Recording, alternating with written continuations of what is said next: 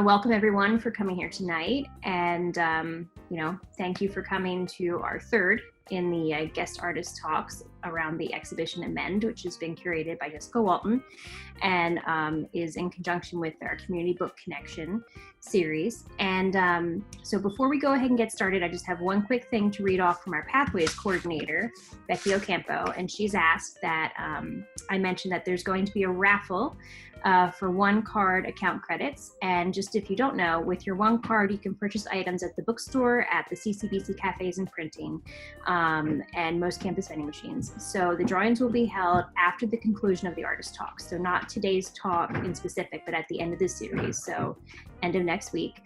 And the winners will be notified by email. So just a reminder also that registration's open for winter and spring semester. So please make sure you find an advisor, speak with your advisor and register, and make sure you know your pathway. So that's from Becky. And with that said, we're going to go ahead and get started. Tonight we have Cannupa, and he's going to talk about his work. And I will just go ahead and let him take it from there. Thank you. Well, Dosha Maragua, Dishkag Nahudosha, Nituwe Hudosha, I'm Cannupa Hanska Luger, Mandan Hidatsa Rikara, Nueta, Sanish, and Lakota, also some European descent, some Scandinavian, some Germanic. Hello, my friends. I'm Cannupa Hanska Luger, and I asked, who are you and why have you come? These questions are rhetorical online, but I think it's always important to open up a conversation in that so that you can ask yourself those very same questions. Who are you and why have you come? I am from Mandan Hidatsa Rikara tribe, so 3 affiliated tribes of up in North Dakota. So my reservation presently is up on the upper kind of headwaters of the Missouri River. We're located about 80 miles south of the Canadian border. And, but we're river people from way back, all along the Missouri and probably Mississippi if we go back far enough. My father's Lakota as well, so I also have Lakota and some Germanic and Scandinavian from both sides of my family as well. So pretty much everything that made it into North Dakota is somehow in my blood. And I just want to thank you all for chatting with me this evening. I'm going to do things a little bit different. I don't want to share a giant screen. I have a couple of projects that I'm working on in the studio. There's one in particular that I would really like to engage with folks with. And so I will be carting you around my studio up these stairs right behind me shortly. And so I apologize for anybody who is nauseated by screen motion. I don't intend for that to happen, but it may. So anyway, my background is in ceramics. I went to school at the Institute of American Indian Arts in New Mexico, where I currently live. I'm far away from home right now. I live in, I guess, the Continental Divide. I live in this small town called Glorieta, which is right outside of Santa Fe. And Glorieta is a mountain pass. It's the southernmost mountain pass through the Rockies in the United States. And it has a history of movement and travel and passage from one side to the other. And Glorieta, coincidentally, was the furthest west that the Civil War had a battle. And it happened right basically maybe a half mile from my house. And it was to control this pass, to control the movement through the Rocky Mountains and have access to California, and I'm assuming gold at that point for economic reasons. But the landscape itself, the geography of this place allows passage of animals and waterways and people for geological time, for a long time. And I find that to be something really kind of pleasant about where I live. Rivers here flow in every direction. And there's something nice about knowing that the landscape that I currently live on and where I'm raising my children is this place, you know, this location that slips in both directions. I bring all of this up because I have a background in ceramics, and like I said, and that for me means a lot about a relationship to the earth, and a physical relationship to the earth. I started off as a writer. I used to write poetry back in high school. This was back in the 90s, and there was a thing that was called slam poetry, and I was super into that when I was in school. And that kind of like, I don't know, moved me into this space of being able to communicate and to talk. And it was just kind of like a spark into the direction of a maker, of an artist. My mother's also an artist, so I always had the knowledge that it was possible. We were never wealthy by any means. We struggled quite a bit for several years, but she raised 5 kids on art career, and she did it alone. So I knew it was possible. And that was kind of like a big stepping stone, you know, to leap into the confidence of being a maker as a career for my life. But I came about it all sideways. I didn't really get to ride on the coattails of my mother, unfortunately. But I think all in all, that has made me a stronger artist. I always like to mention her because her name's Kathy Whitman. Her Nueta name is Menoga Wia, which is Elk Woman, and she has always been an inspiration as far as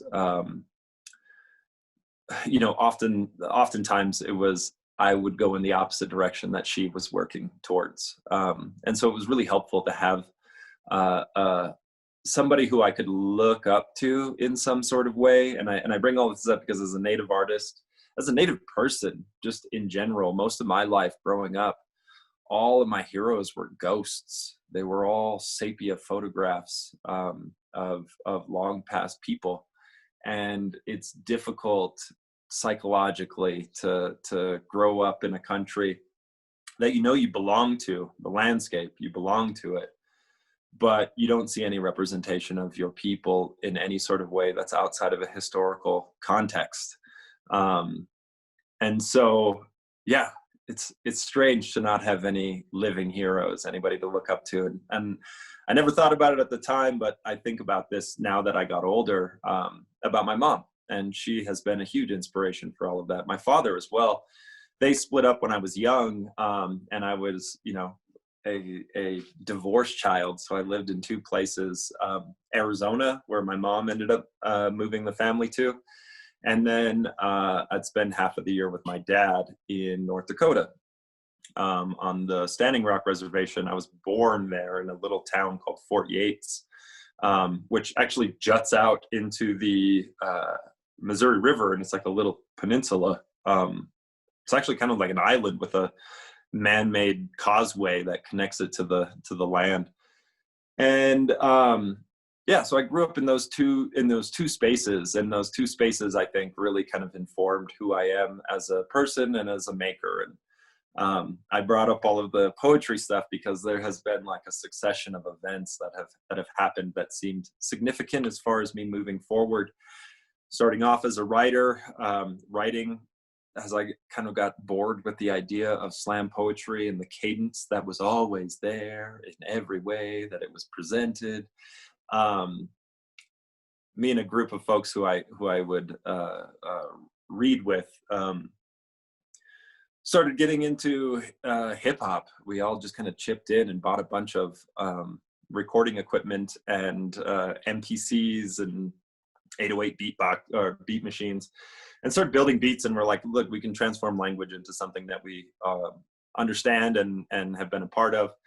And so I was never, they all started rapping. I couldn't rap to save my life. I couldn't freestyle to save my life. So it never really worked out in that fashion. But what did help was I have social anxiety, and I don't like going to shows and being in a crowd of people. It makes me uncomfortable. But I found it was a lot easier to be in front of a bunch of people than amongst them. And I started painting live at these hip hop shows and would travel around with my friends and go on tour and tear something out of the back alley behind the joint we were stopping at and paint on it live. And then that ended up being how I ended up covering the rent a lot of the times. Many months it was art that came through. At the end of the day, I'd always have a day job, you know, that I would work, but it seemed like I would eat most of that money. And when rent was due, it always was some linchpin art piece that I painted at a live hip hop show that got me over the rent bubble. And so I committed to art making because it seemed to always be there for me, you know, and whenever I really needed it, it was the one thing that was there. And it was the one thing that actually made me really happy in my life. The medicine to what was ailing me was a creative process. And so painting, I started to paint. I went to school at the Institute of American Indian Arts here in New Mexico, which is what brought me to New Mexico. And as I was in school, I realized that I wasn't actually a painter, that I just drew with color. And I took some painting classes, and I didn't know how to use a paintbrush properly. I didn't know how to apply paint. My instructor would stand behind me and breathe through the sides of his teeth and go, Cannupa, are you going to push some paint today? And I really liked that, but I also liked the way that I painted. And so I started looking for other materials, other mediums, because I was in school in my undergrad. And so I was like, let me explore everything, and took some printmaking and some jewelry, and found clay. And clay for me has been this material that taught me a lot about being a better human being. There is a relationship that's involved with working with the material, and your expectations are reduced to nothing because you have no idea whether or not whatever you spent hours on is going to survive the firing. But you learn every time. You learn something. Even in that failure, you learn how to push the edge a little bit more. And that patience and that lack of expectation is something that's been really helpful in my life, just as a human being, engaging with other people and places and stuff.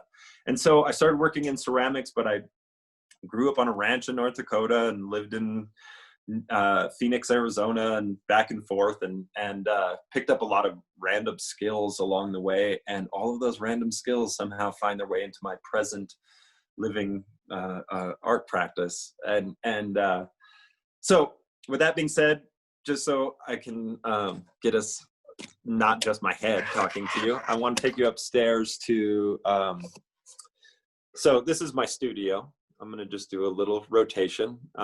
There's my kiln in the background. This is a piece that was supposed to go into an exhibition, but COVID stopped that, so now it's just sitting down here in my studio.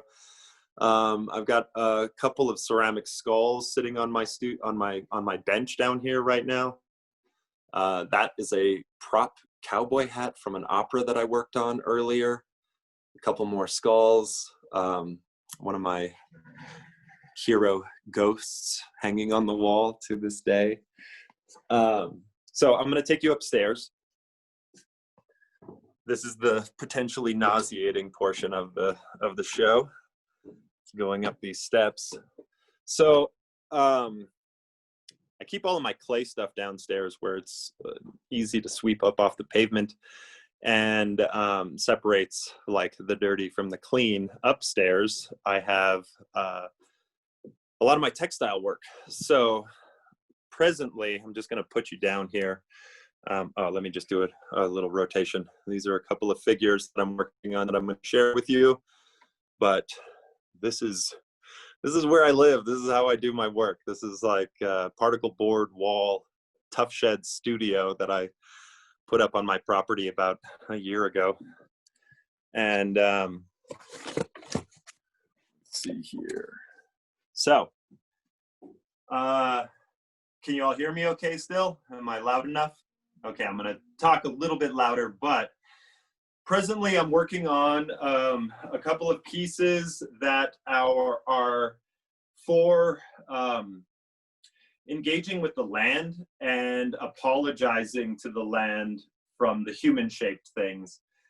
These have been some ongoing kind of like performative projects that I've been doing. They are, I don't know, I guess the best way I could describe it is it's ritualistic, but not yet ceremony. I feel like a ritual happens on an individual level, whereas a ceremony is something that community is embedded in.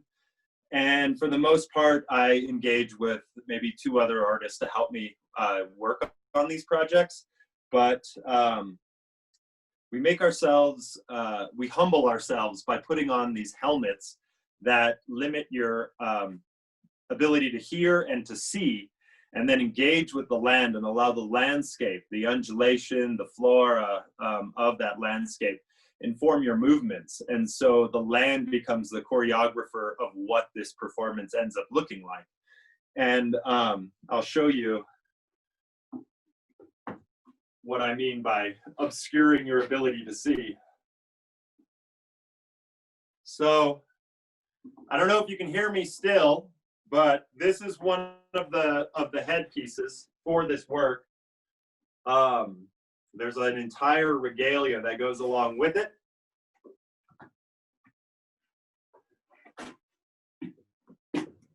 That I will show you a little bit better with the camera. I've been using, let's see here. I've been using Afghans in my practice, and I compulsively purchase them from thrift stores because I believe that they are like Americana. They're the hide of Americana. And since I don't have access to the wildlife that my people once used for all of our regalia, I go hunting in the places that I can, which is the market and thrifting in particular, because I think that there's something interesting about the Afghan as a connection to generations. More often than not, these pieces are made by somebody and gifted to somebody that they care for. And so it's interesting to me that they end up being in thrift stores for like $3, you know, like super cheap. And that relationship of one generation to the next and the value of the work on it, I think that there's incredible irony in how cheap they are. And so I purchased them, and as you can see, somewhat compulsively, this is a pile of Afghans back here and other materials that I use for these projects. But I use them as the way we would use hides. And so we kind of dismantle them and repurpose them and place them onto the figure to create the regalia. But they still have that memory and that mathematics, and the thing that kept probably the person who made it like smart. My grandmother was a quilter, and she was sharp as a pin till she passed away because she would quilt all the time, and it kept her brain active. And I think about that with the Afghan. And so I like the idea of having the agency to look and hunt in the places that we can find today, and repurpose all of that. All of this work is embedded in an ongoing series of projects that I've been playing around with called Future Ancestral Technology. And it's looking at customary technologies that weren't allowed to move through material science because they've been relocated in the past. And so I understand that we think of technology today as a mechanism. You know, we think our phone is technology. We think the new Tesla car is technology, or the latest program, but that's not actually technology. That's a mechanism. The technology happens in our head. It's the idea that's created. The mechanism actually helps just facilitate that. But we've confused this idea of technology with that. And so I like looking at some of our customary practices, one of which that these pieces are embedded in is a custom of my folks, our population, which is to look at the landscape as not a place of resource to extract from, but the resource there is the inspiration and the knowledge and the patience and the observation that makes that all possible. And so one of the customs of my folks from way back is to look at the land, and we used to make all of our songs by following the rise and fall. If you've ever been to the Midwest, you understand the rolling undulation of the hills, and we would follow our horizon in some location in a full 360, and that rise and fall would become a melody. So it would become the melody of the song, and it was drawn from the land but not extracted. It was inspired by the land but not removed. It was something that could be shared from generation to generation. And it was also a way to like find where these songs were created. You could listen, know the melody, and try to find the location and the landscape that has informed it. But the land has changed so dramatically since that time. I like the idea of the land informing the movement of these figures. So these figures will go on to, I'm taking them specifically to where we've had wildfires here in New Mexico, and we're going to be casting indigenous seed back onto that landscape to kind of re-inform the growth. So yeah, I think that's the project that I wanted to kind of present with you all today. And I could go on and on about it, but I don't know should we start opening up the possibility for Q&A, or do we want me to keep talking? Well, let's see. I think I see there's one question in there right now. If you want to answer it, we can always keep like going back and forth if you like. Yeah. I do want to say really quick before I get into the Q&A question section here, that this is so cool getting to see like the studio and your work in the process. So this is nifty. We're so excited. One thing I miss about because of COVID is the studio visit aspect. Like, we just don't get to do that right now. So, and someone says, keep talking, please. It's intriguing. So I'll ask the one question. I'll let you just sort of go off from there. That'll work. We have from Zoe Gwynn is, what's your favorite place in the U.S. to create or draw inspiration from? I don't know. There's so much variety in this landscape. For me, I said I live here in New Mexico, but I call North Dakota home. The Missouri River always holds that kind of like importance and reverence. All of our customary stories are embedded in that landscape. So, I mean, as a father, I can take my boys back home to North Dakota, which I go back every summer. My family is responsible for a ceremony back up in Fort Berthold, out on Lucky Mound, where my family's from. But I can take my sons up there and we can drive along the land and I can point at them buttes. I can take them to a variety of springs. Our creation stories are embedded in that landscape. And this is an incredible privilege that I understand that we have that I never really appreciated until I got older, which is we belong to this land. We belong to it.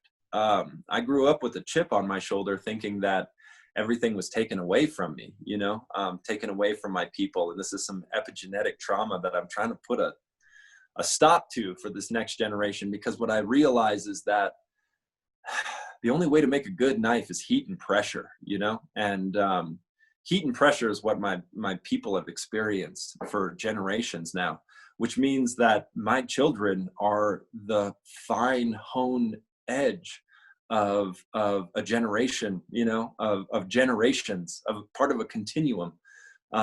That's the part that cuts, but every generation before them is what backs it and gives it strength. And so how do you, this is a difficult question, and I ask myself it all the time. How do you build reverence for the atrocities your people have experienced, because it has generated such strong people, you know, over time.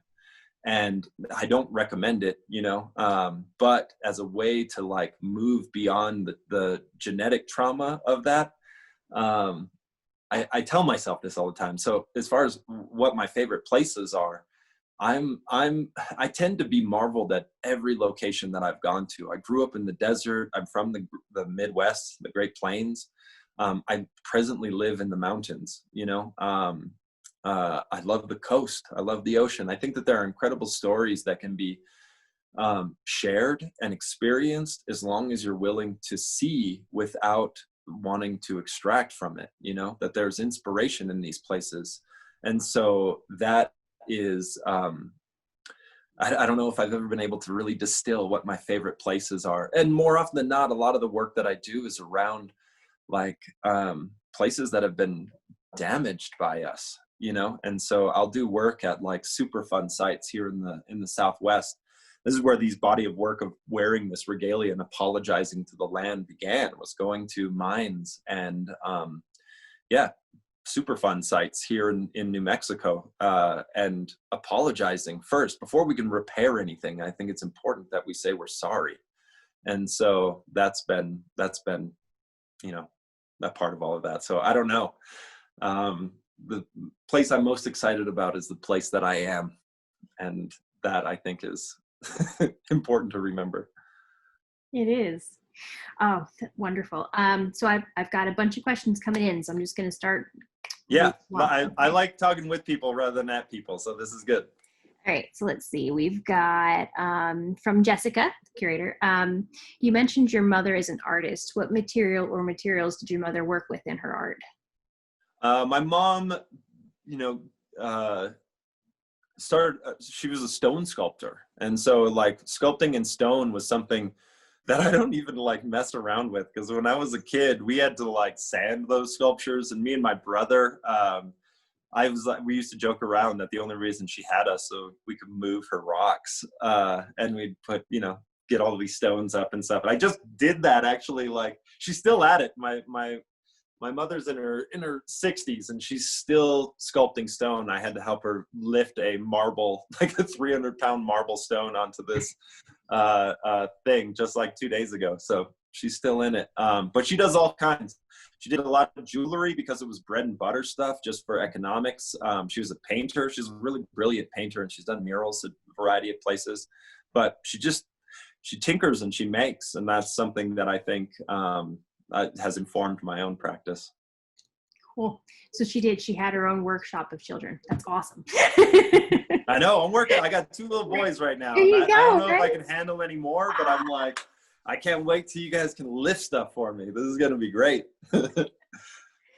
Oh man. Okay. So our next question from Gold is, what's the name of your hip hop group, or what was the group was called Saints of Everyday Failures. And they were out of Olympia, Washington.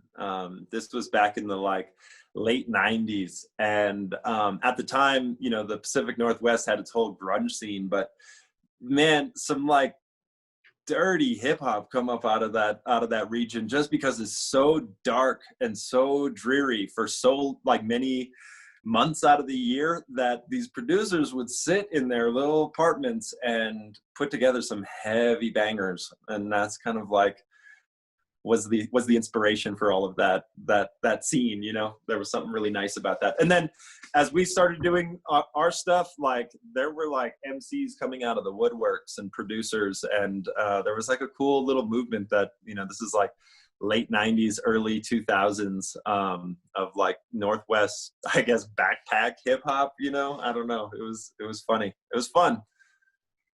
That's cool. Okay. Let's see. Our next question is from Sarah, and it says, do you have a favorite project that you've created, and what kind of kiln do you have? I have a scut kiln. I don't know its number. I just know how much stuff I can put in it. And it's an electric kiln. I would like to have I worked with a bio kiln up in Alaska, and it was incredible. And so I want to build one out here on my property. But this one is sufficient for now, and I just make what I can out of what resources I have. So there's that. And then what was the first part of the question? Do you have a favorite project? Oh, favorite project. I guess right now the future ancestral technology stuff I'm really enjoying, because it's open-ended and there's a lot of variety in how it can be presented, and it transfers pretty good into a digital sphere, which I think is important presently. I'm a sculptor in the time of COVID. Like, I just walked you around a couple of costumes. Like the effort to communicate and to connect to people through sculpture is limited in the two-dimensional screen age that we exist in right now. Yeah. So the thing that I like about the future ancestral technology stuff is that I'm presenting it as science fiction. It's speculative fiction. I have a story that I need to write down, but I've been presenting it in installations and objects about, I guess basically it's about the fear of artificial intelligence inspiring a big chunk of the population to exit the planet in an effort to escape AI. And I just say bon voyage. And there are many people who will not get a seat on those planes or ships. And there are a lot of people who will not want to go, who understand that this land is important and that we can work with it in order to create something healthier. And so basically, the idea of space exploration is the colonizer's wet dream. And I'm just like, I hope you enjoy it, you should do it. You should go. And then in that, we're left with a population that is void of its colonizer or colonizer history, as far as they take it with them. And so we respond to the landscape, and then also with artificial intelligence, because it is an entity that exists here. And I like to apply a lot of the indigenous knowledge around non-human, more than human kinships, and I think that could be developed with AI as it develops. I don't believe in the singularity idea of a brutal revolution. I think that whole concept is the same thing that's killing brown and black kids in the streets today. I think the idea that robots will take us over is the exact same story, that creates preemptive aggression towards people who have been subjugated. And so this entity also is being subjugated. And so the fear is that it'll seek retribution. And I'm like, as a brown kid, like, we don't want that. We want peace. We want to exist, without all of this sort of stuff. And so I wanted to develop an idea of a relationship with AI that's built upon empathy and compassion, which is what we have in spades. The depth of the capacity for us to give is limitless. It's insane. And so I like the idea of playing around with those ideas. So as of presently, it's the future ancestral technology work. Okay. Oh wow, I've got even more questions coming in. Let's see. Okay, this one's from Emily. Is the location where you're planting the seeds and integrating your artwork on a reservation, national park, or privately owned areas? And how did you arrange to get access to the location? I don't arrange to get access. It's not on a reservation, or it might be private. I have no idea, but we go in nimble. Our knees are bent all the time anyway. And so if you walk in with regalia like that, and they're casting seed on a landscape that's been burnt, there's not a whole lot of questions. And more often than not, from my experience and what I learned in my undergrad, is it's a lot easier to apologize than to ask for permission. And so, like, that was the greatest thing I learned in my undergrad. As long as you're not doing any harm, we feel like the projects that we're doing is more of a conversation between us and the land, and ownership and possession of it is all, it's all bullshit anyway. So I might as well be able to work on this land that I belong to, and deal with the repercussions of that after the fact, but I don't feel like it's doing anything harmful. And that I think gives me agency to be so bold as to say statements like that. I'm not no one's going to be harmed by this effort, and all we're going to do is plant seed that already grows here back onto that landscape. Mm-hmm. And to help. Yeah. Great. Okay. Next question. Okay. Do your kids have an impact in your work, or have you made some work inspired by your sons? Yes, they do. Anybody with kids know that there's no way to not be informed by them.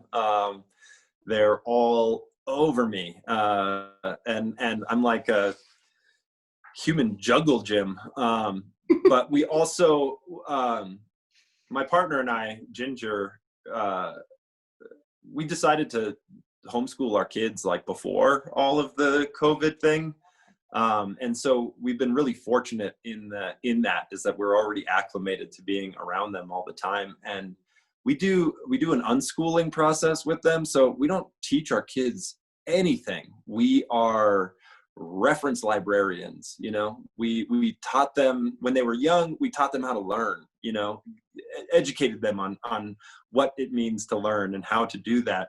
And then this is us as a species, we've like given up our fangs and our claws for a giant brain. We gave up our like total development to have an enormous head.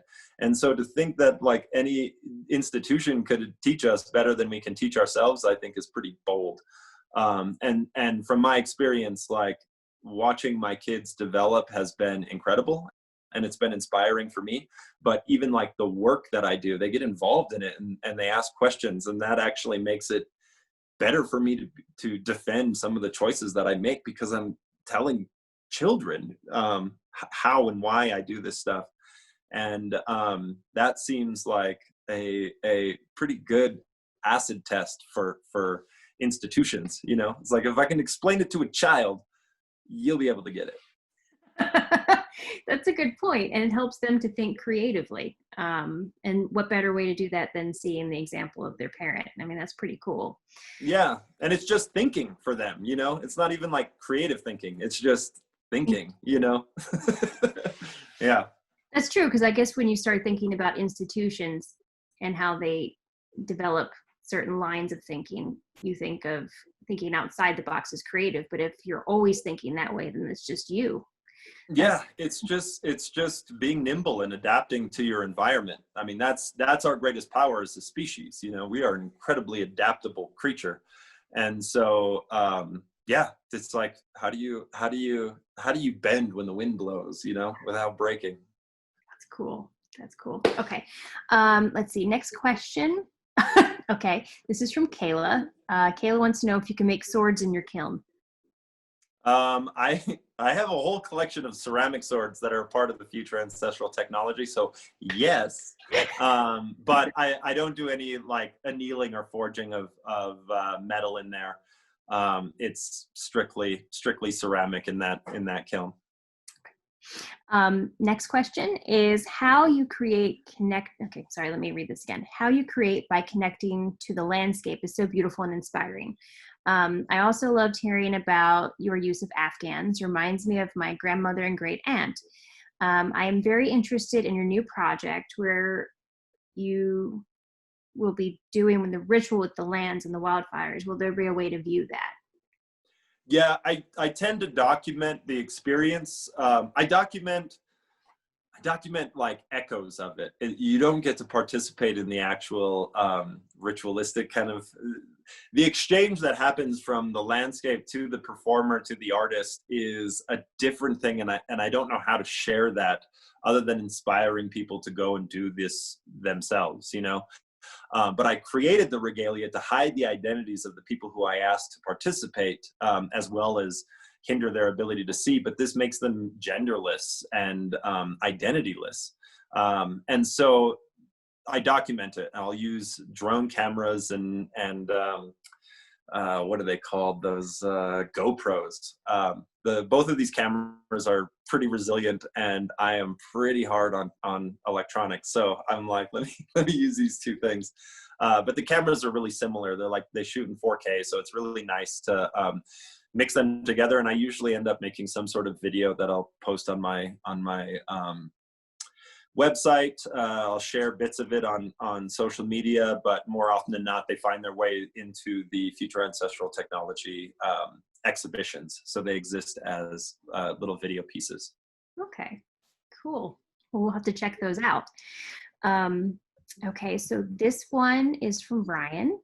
Your view on technology is very interesting. Can you expand on the thought of the mind being the true technology, as well as how you use your mind to come up with your artistic ideas? Yeah, I mean, I think the mind is incredibly powerful, and I think one of the things that has hindered us is the thought of individual genius. You know, there are no ideas that I've had so far that aren't just like jumping off points or reiterations of a continuum. You know, we've been people in process for a long time, and to think that there is any one individual genius when, you know, all of us, we have one foot on the shoulders of giants and another foot on the pile of bones, you know? And so it's important to recognize that these things don't happen in a vacuum, that genius was an outside thing, you know? It was an entity that inspired people, but it brought with it, I haven't found anything more brilliant than the collaboration of people that any individual has ever done. And I think that our minds are plastic in that way, that we anthropomorphize everything. You know, we exist in the Anthropocene right now, and it's all about us and whatnot. But I think it's important that we see how why has it gotten to that level, and I think a lot of it has to do with is we celebrated like rugged individualism for too long, and not like the power of collective thought. And I think we associate all of these things, find faces and stuff like that, because what we're trying to do is connect and see, you know?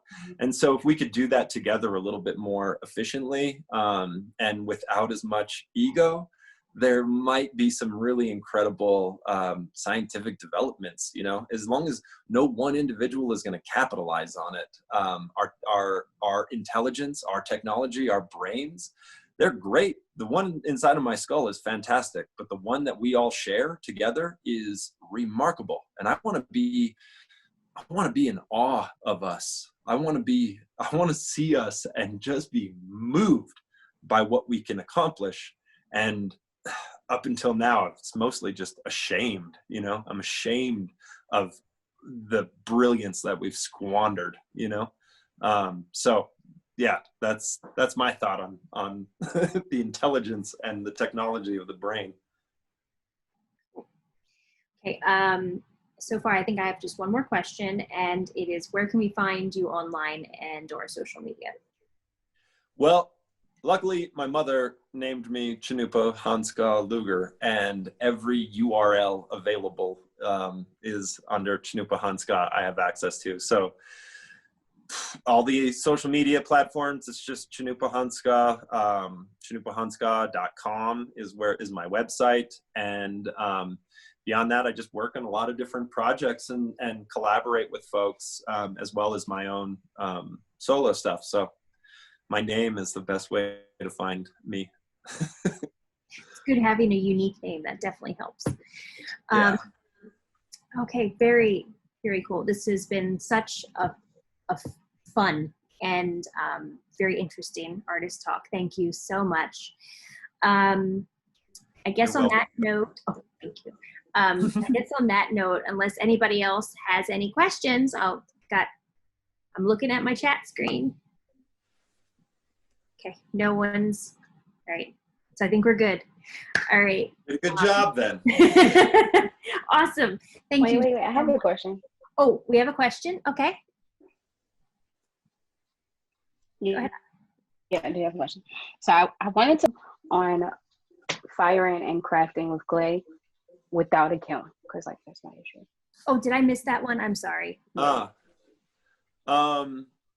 Well, there's wood firing processes, all of this stuff. Like if you want to transform clay into ceramic, you're going to have to put in a lot of fuel to go through quartz inversion, you know?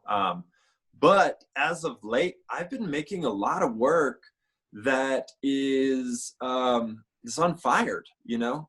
It's looking at the material as material and leaning into the ephemerality of that material. And there's something really nice about that. The clay will hold its form for a long time unless influenced by some other force, you know.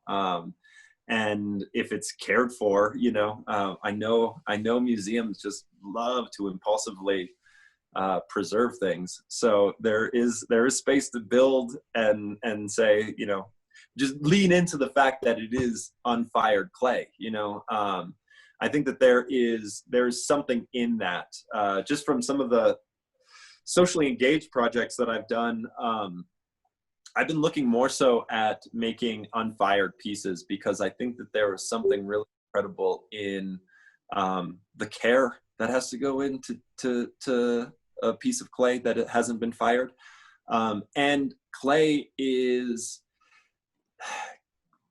like infinitely moldable until you fire it, you know? And so there's something really kind of cool about those changes in the molecular structure of it, as well as leaning into the fact that it is unfired. You know, I live in New Mexico. There are adobe buildings here that are hundreds of years old that have not been preserved by hermetically sealed building. You know, they just still live outside, but these are clay, you know, they're clay bricks. And they do some cool things.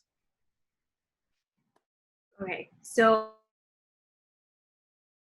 pop up while you're talking, and I'll ask those two, and I think then we're gonna have to, sorry, they're still chatting.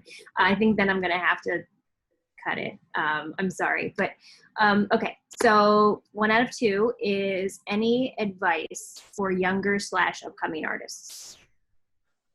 Something that has been really helpful for me that I would recommend to any artists going into the world, really just anybody. I've found incredible pleasure in aiming low and giving it everything I have. I don't save anything for the swim back, as they say, you know. The thing that I think is really incredible about that is it's really nice to accomplish a goal that's within reach. You know, they talk about aiming for the stars, you know, and reaching and dreaming of this like highest potential, but that's like years of disappointment before you can get to that place. But I aim low and I accomplish things one step at a time. And before you know it, the thing that you were aiming for is below you, you know, because you've incrementally increased your own value and worth by accomplishing goals over and over and over and over and over. And so that's one thing that I would recommend to any young artist. That, and don't stop. Like that everything, it's not an easy life. Like it's hand to mouth a lot of the time. And but the thing is that it's hand to mouth and it's difficult for almost everybody. And so if you don't stop, all of those other folks will, you know. Those who don't have the will or the grit to continue, they fall off, you know. So if you want to be successful, never stop and aim low and give it everything you got. That's some really good advice. Definitely taking the realistic goals and building from there. That's good. Okay, and then last one, I promise. So Gold asks, just searched you online and said that your hairstyles caught his or her attention. Does it serve as a tribute or something else? And I don't know if this is a weird question. I think it's a cool question. But I have like often than not, I've like utilitarian hairdos. So I always want to have long hair, and then it ends up getting in the way. And then so I cut off like parts of it. I have like a mullet. I've had a mullet for ages. And right now this is like COVID hair. So I don't know how cool that is. But just like I had some long hair, I really enjoyed it. And then about about a year ago, I guess. I guess it was last February. My friend Dimi and Danae Yaji is a poet and artist, brilliant Danae artist.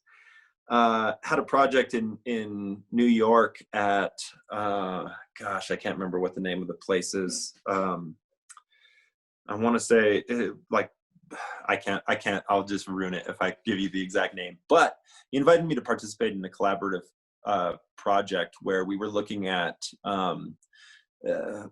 like indigenous masculinity and the relationship to hair and hair growth as a custom, and the effect of hair removal by either schools or other institutions, assimilation to make us a part of the population. And so we did a project where we took agency in that removing of hair, and we cut each other's hair while we were showing videos of some of our family members, our father and grandfathers, who were either in the military or went to boarding schools and had to get their hair cut off. And so we were trying to like change all of that. Like, can we have agency in the removal of hair? And it was heavy. It was a heavy piece. I don't want to describe it any more than that. It already happened. It won't happen again. So it was for that space and that moment and that time. But there was something, I ended up cutting off all of my hair, and I've been like trying to decide whether I want to get back to it or not. I'm trying, but I think a lot of the hairstyles just comes from like compulsive utilitarian hair cutting. Good answer. Okay. That is a weird question though. Weird. Okay, well then I think we're gonna go ahead and wrap up. Thank you again for the talk. This has been wonderful. And thank you everyone who came. Gold says thank you, LMAO. All right, so once again, thank you everyone. And I hope everyone has a great rest of their evening. You're welcome. Thank you. And thank you all. Yeah.